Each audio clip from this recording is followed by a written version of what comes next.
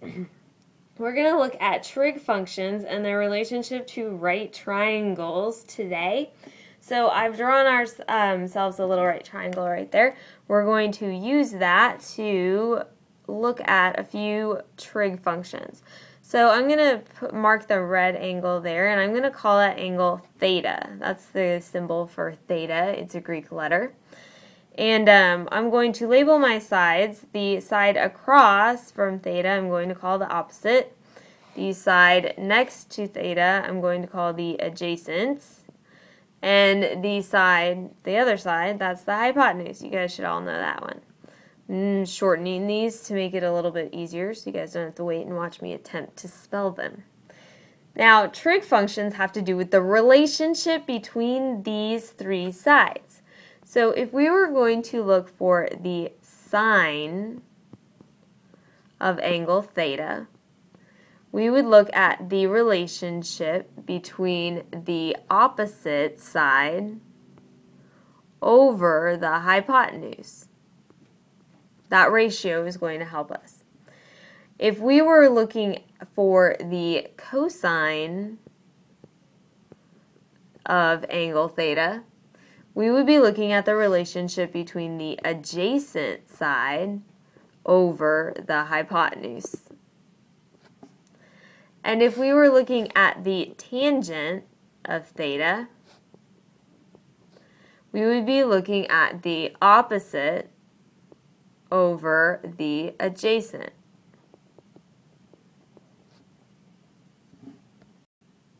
There's a handy way to remember these trig functions, which to use when, and that is so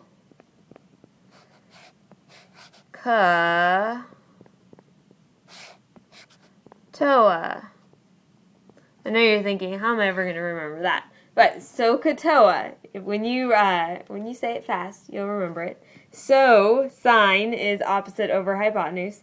Cosine is adjacent over hypotenuse. Toa, that is tangent, is opposite over adjacent. We're going to use these relationships to help us figure out some things about right triangles, something that will be very handy when you are also studying vectors. We're going to be looking at these problems with trig functions where a lot of the answers are going to come out to be crazy decimals. So you need to make sure that you have a calculator that can do these problems. You need to get it. You can have an actual calculator in your hands, or you can open another tab in your computer and you can get one there. You need to be sure that your calculator is in degree mode. It has trig functions available on it, and it has inverse trig functions available on it. Your iPhone has these, all of these different options. However, I'm going to say that they do trig functions and inverse trig functions a little weird in terms of how they want you to input the values. And your best bet is to use the Google calculator.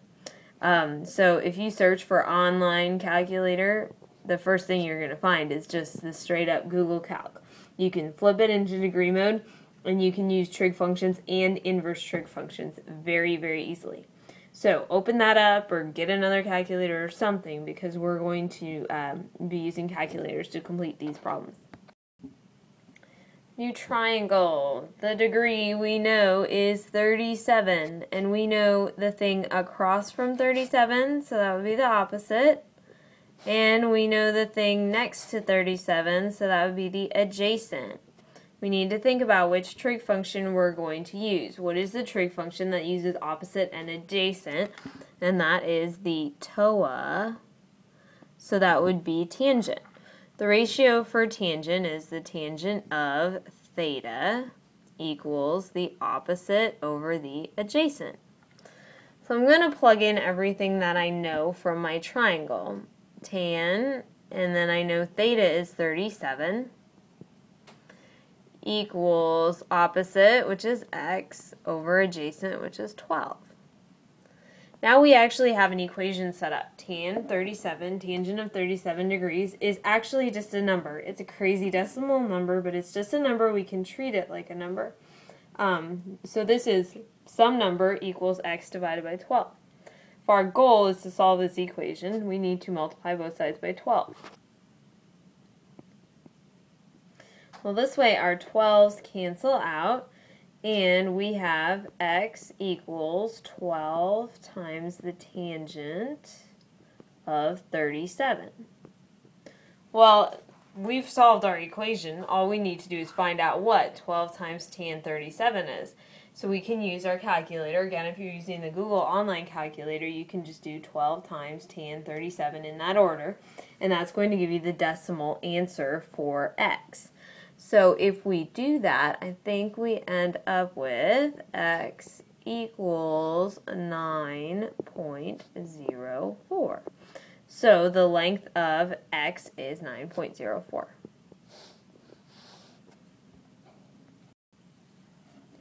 So we see angle 51, and we need to figure out which trig function we're going to use. To do that, we need to figure out what are the legs that we know some information about. So it looks like we know the leg that is opposite, so we know the opposite. And we know this x over here, which is the hypotenuse. So we're using opposite and hypotenuse, and we need to think about our trig functions. Which trig function used opposite and hypotenuse? That was sine. Remember, so... Alright, so the ratio for sine was sine theta equals opposite over hypotenuse. I'm going to plug in the information I know. So this means that sine of 51 equals 14 over x. Now, sine of 51 is just a number, so I'm going to leave it as it is until the very end, and then I'll type everything into my calculator all at once. So we can treat it like a number. We can divide by it, we can add it, we can subtract it. But our goal, just like any solving problem, is to get x by itself. So I'm going to multiply both sides by x first. That way we get x out of the denominator. X times x cancels. We have x times sine of 51 equals 14. Remember, sine of 51, just a number, so we can continue just like we normally would. X times something, what would you do to get x by itself? Divide. So I'm going to divide both sides by the sine of 51.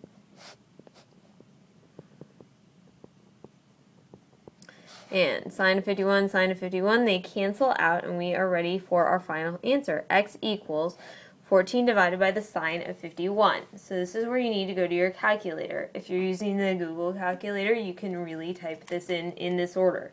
14 divided by sine of 51. As long as you're in degree mode, you will get the right answer. I think the right answer is about 18.01. So x, or the hypotenuse of this triangle, is 18.01 units long. Okay, our angle in this problem, the 19, we know the side across from it, which is the opposite. And we know this guy, which is the hypotenuse. We need to think about which trig function uses opposite and hypotenuse. That is so, which means we're looking at sine. Our sine ratio is the sine of theta equals opposite over hypotenuse. Now let's go ahead and fill in what we know. We know sine of the angle, which is 19, equals x over 29.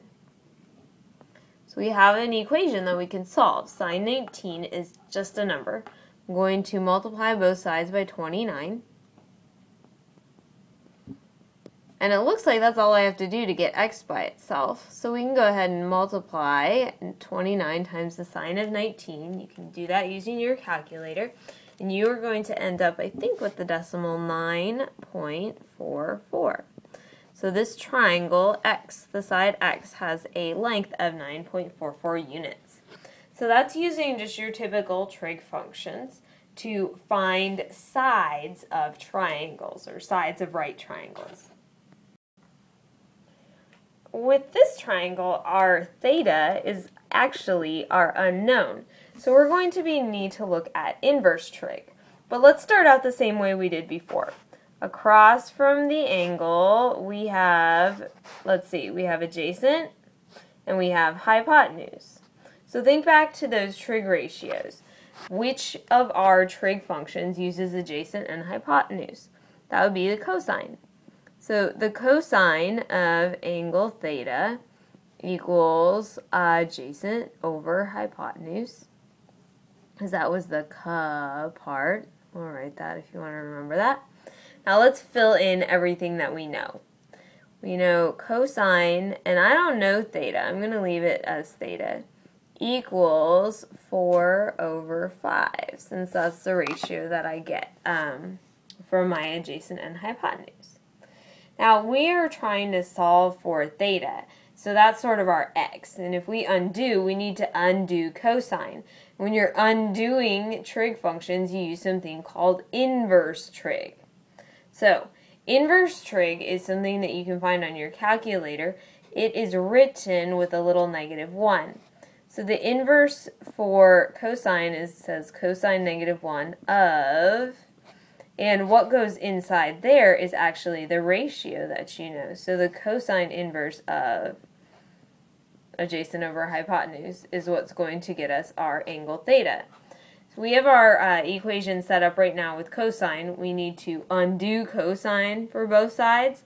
So when we undo cosine, we're going to end up with theta equals the inverse undoing of cosine of 4 over 5. We can find this value with our calculator, just like some of the others. So if you're using Google Calculator, you need to push the inverse button, which is INV. If you're using a different type of calculator, usually it's the second button, and you can get to that cosine with the -1. That'll be the inverse. Sometimes it shows up as arc cosine, but either way, it's the same thing. So in your calculator, I want you to do the inverse cosine of 4 over 5, and that should get you the measure of angle theta. And so for this problem, we end up with theta equals about 36.87 degrees. Now, if you got something else that was way different from that, chances are you forgot to put it in degree mode. So go back and check on that. Alright, so let's practice using inverse trig with a couple more triangles. Here are angle theta, question mark. We know what is opposite of angle theta, and we know the hypotenuse of this triangle. So we need to remember which trig function uses opposite and hypotenuse. If we remember correctly, that's the so part, which means we are going to use the ratio sine of theta equals opposite over hypotenuse. And let's fill in what we know. We know, we don't know theta, so sine of theta stays sine of theta equals opposite, which is 40, over hypotenuse, which is 42. Okay, so now we need to solve for theta. That's what our unknown. We need to undo theta. So just like that last example, undoing means we're going to do the inverse, and so we're going to use inverse sine, or arc sine, you might see that. So if we undo sine from both sides, we're going to end up with theta equals the inverse sine of our ratio, which was 40 over 42. We can go ahead and use our calculator. Remember to push the inverse button for this one. So let's find the inverse sine of 40 over 42 so we can find the value of theta. Alright, so the inverse of 40 over 42, or the inverse sine of 40 over 42, is about 72.25 degrees. Remember, we're in degree mode. This is the last triangle we're going to look at. Here's our angle theta. And I know something about the side opposite of theta. I also know something about the side adjacent. And looks like we even know the hypotenuse. We know all three sides of this triangles, so we can use any of the three trig ratios in order to solve this problem. We could use cosine, which is the ca. That means we would find cosine of theta is adjacent over hypotenuse. We could use the sine, which is the so. So we could find the sine of theta, which is the opposite over the hypotenuse. Or we could even use the tangent function, which is the toa, and that would be tan of theta equals opposite over adjacent.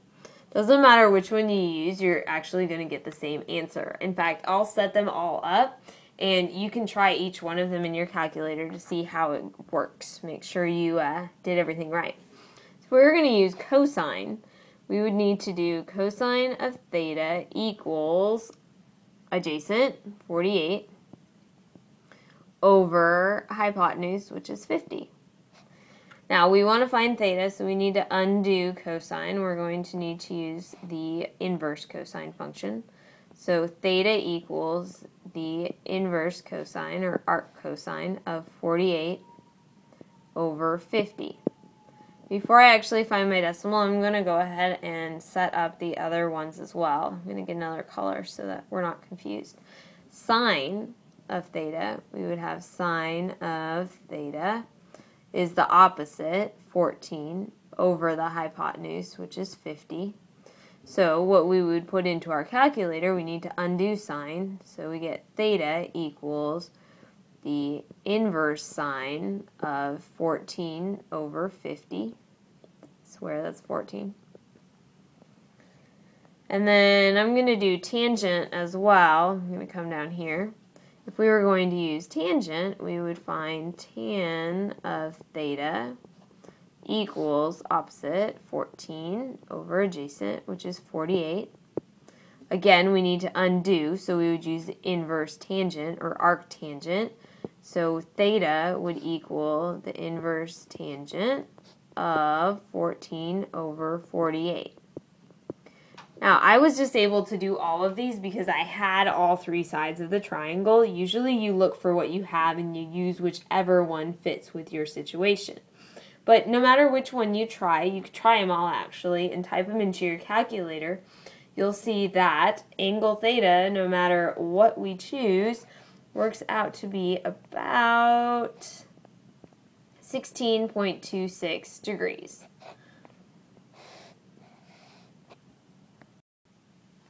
Just to recap our trig functions, let's look at this right triangle. We have angle theta, and we have something across from theta, which would be opposite. We have a side next to theta, which would be adjacent, and we also have the hypotenuse. And the relationship between these three legs tell us different things about angle theta, and angle theta tells us different things about the ratio of these legs. And we can use trig functions to help us figure these values out.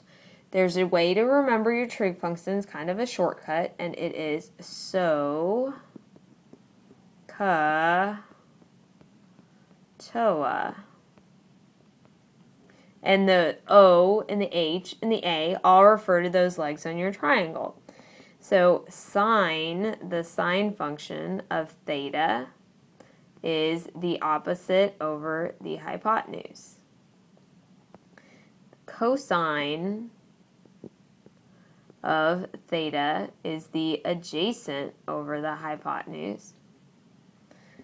And the tangent, tan of theta, is the opposite over the adjacent. We use these trig functions to help us find the missing leg value. Usually that's important because that triangle represents something such as a vector or such as a shape found somewhere out in the real world. If we needed to use the sides to find theta, that's where inverse comes in that we talked about in our last couple examples. And remember, we have inverse trig functions. That's written like sine inverse of, and what goes in the parentheses this time is the ratio, and what you get out is theta, and this is when we need to find theta. Most of the time we'll just be needing to find one of the three sides, but just in case, remember that we use the inverse to go backwards to do the opposite. So these are our trig functions, and we can use them in conjunction with right triangles.